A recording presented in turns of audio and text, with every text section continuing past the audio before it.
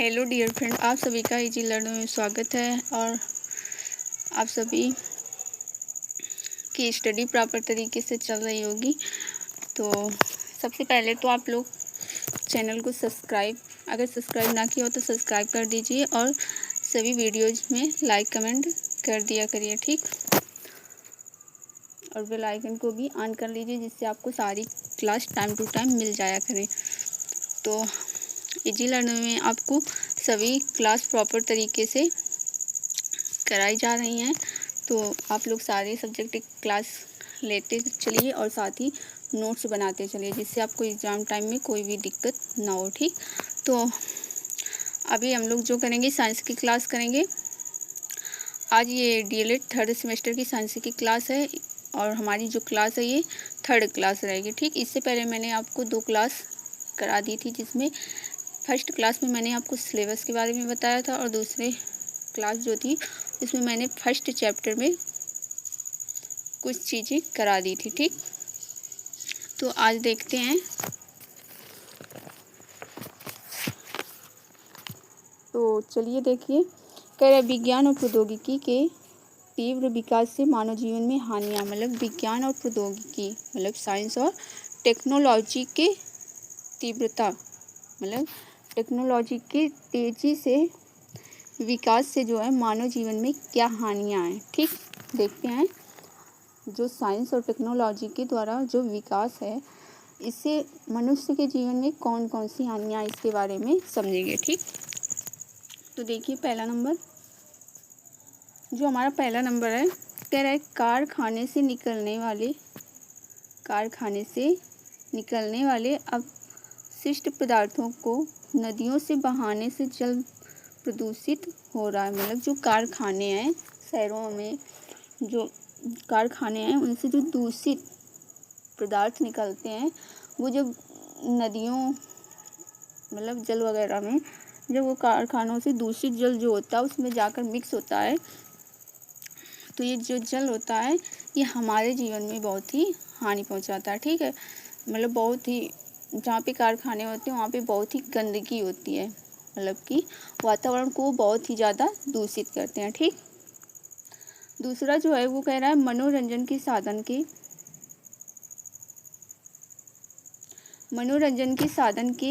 बढ़ जाने से ध्वनि प्रदूषण हो रहा है। जो मनोरंजन के साधन है, मतलब साइंस और टेक्नोलॉजी के द्वारा जो हमारे साधन हैं, जैसे कि फ़ोन हो गया, टीवी वगैरह हो गई, बहुत से ऐसे साधन हैं जो टेक्नोलॉजी के द्वारा हैं, उनसे हमारे जीवन में क्या है, ध्वनि प्रदूषण हो रहा है। मतलब कि ध्वनि प्रदूषण हो रहा है, हम लोगों को हानियाँ हो रही हैं इससे, ठीक। जो तीसरा है वो है कह रहा है जंगलों की अधिक कटाई होने से जंगलों का विनाश हो रहा है और वायु प्रदूषण बढ़ता जा रहा है, ठीक।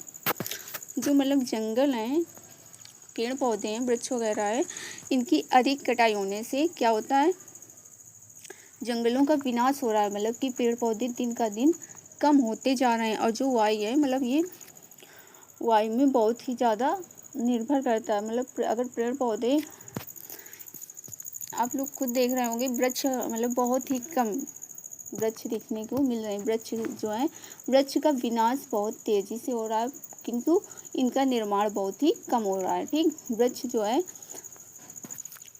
वृक्ष लोग लगा नहीं रहे हैं किंतु उन्हें कटा रहे हैं, ठीक। तो वही बताया गया है कि जंगलों की अधिक कटाई होने से जंगलों का विनाश हो रहा है और वायु प्रदूषण बढ़ता जा रहा है। और जो वायु है, वातावरण में हमारा प्रदूषण दिन का दिन बढ़ता जा रहा है, ठीक। दिन का दिन इसके जो है वातावरण में प्रभाव बहुत तेजी से बढ़ रहा है। आगे देखेंगे चौथा नंबर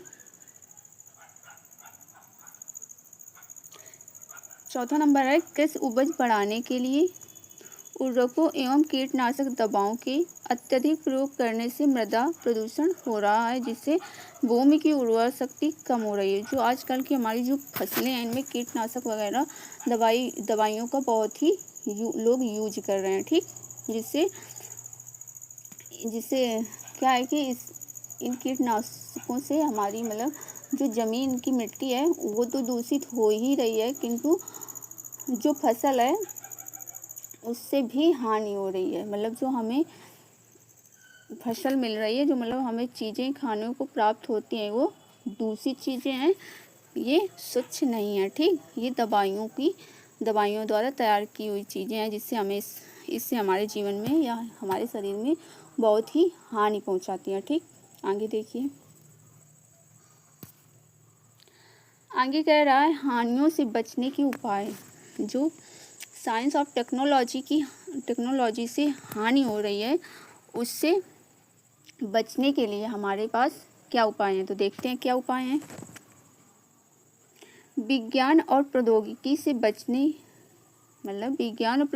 से होने वाली ध्वनियों से बचने के लिए हमें प्राकृतिक संसाधनों का समझदारी से दोहन करना होगा और नए आविष्कारों का उपयोग समाज की उन्नति के लिए करना होगा। जो हमारा साइंस और टेक्नोलॉजी से होने वाली हानियाँ हैं, उनसे बचने के लिए हमें प्राकृतिक संसाधनों का समझदारी से उपयोग करना होगा तथा नए आविष्कारों का उपयोग समाज की उन्नति के लिए करना होगा। मतलब हमें नई चीज़ों का निर्माण समझदारी से करना होगा। ठीक, आगे देखते हैं।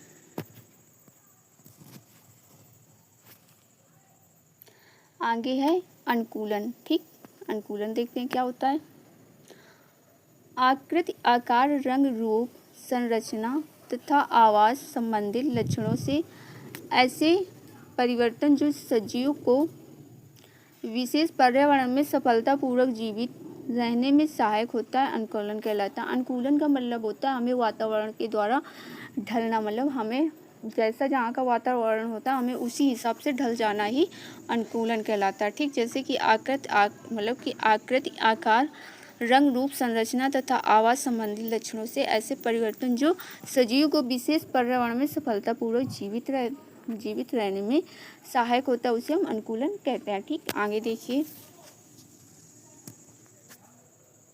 आगे है जलीय अनुकूलन। तो देखते हैं जलीय अनुकूलन क्या है।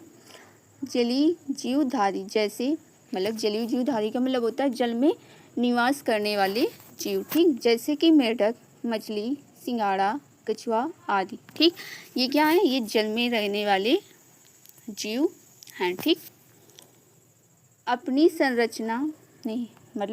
रचनात्मक विशेषताओं के कारण वातावरण में जीवित रहते हैं। ठीक, मतलब कि क्या होता है कि ये कुछ जीव होते हैं कि ये जल में जीवित रहते हैं। अगर इन्हें हम जल से बाहर कर देते हैं तो ये जीवित नहीं रह पाते हैं। जैसे कि मेढक है, मेढक तो जल में भी रह सकता है और बाहर भी रह सकता है। और जो हमारी मछली है, ये जल में तो जीवित रह सकती है, किंतु अगर हम इसे बाहर निकाल देंगे तो ये जीवित नहीं रह सकती है। मतलब ये खत्म हो जाएगी। ठीक, ये जल के बिना नहीं रह सकती है। ठीक है, आगे देखिए। जलीय जंतु मछली के शरीर पर जलरोध शल्क पाए जाते हैं। इसमें श्वसन के लिए जैसे जल क्लोग गिल्स होते हैं।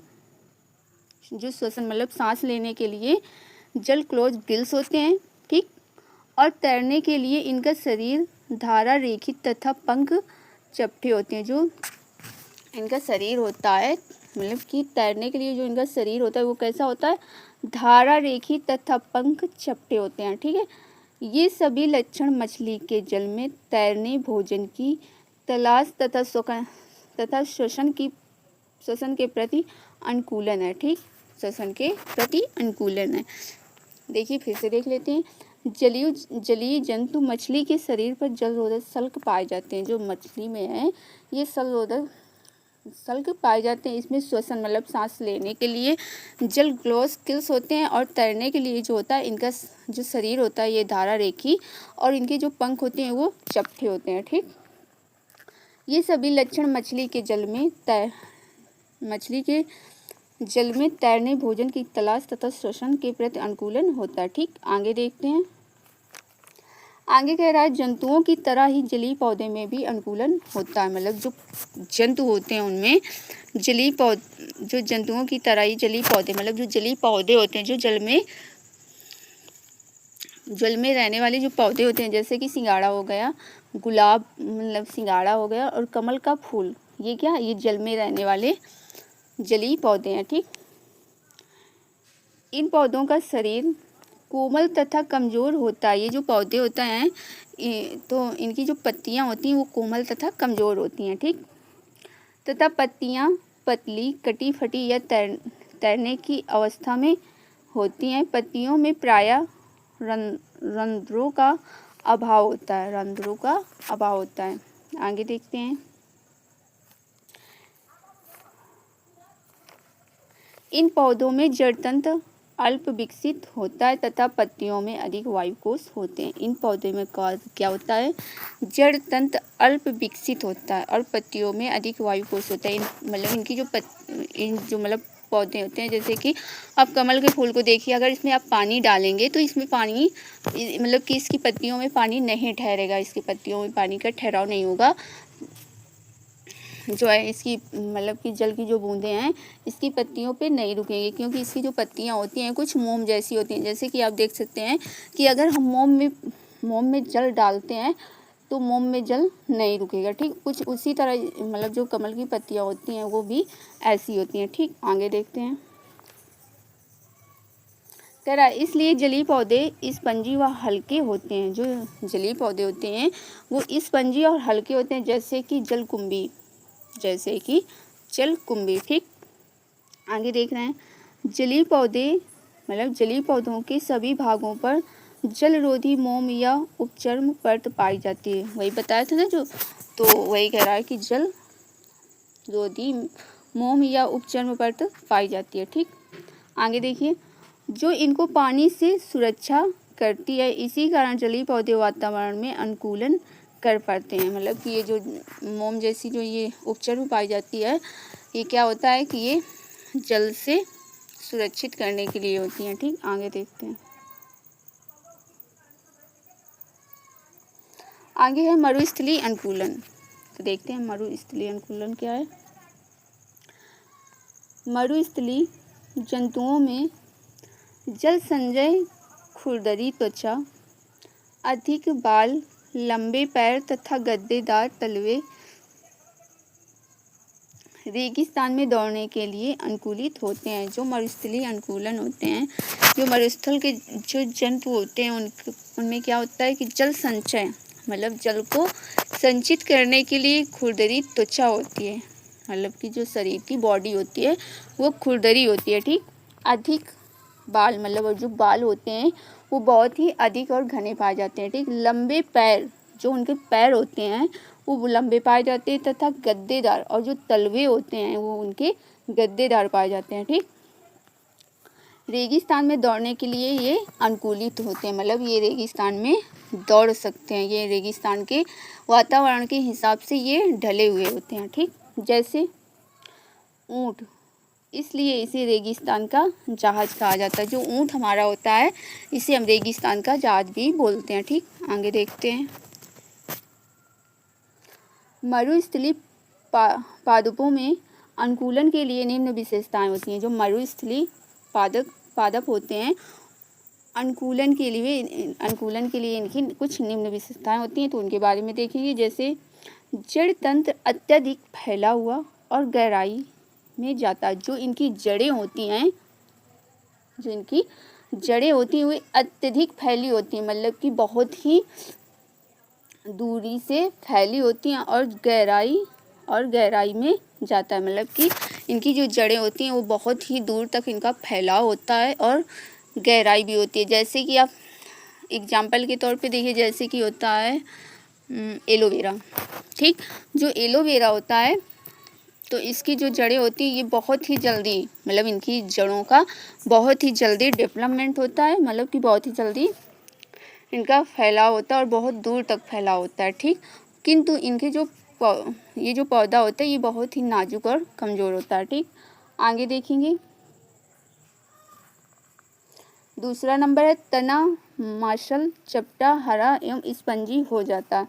जो भोजन बनाने में साथ जल संचित करने का कार्य करता है। जो भोजन को बनाने में जल को संचित करता है, ठीक। जैसे कि नागफनी, जो नागफनी होता है ये जल को संचय कर लेता है, मतलब जल को सुरक्षित कर लेता है, ठीक। आगे देखते हैं।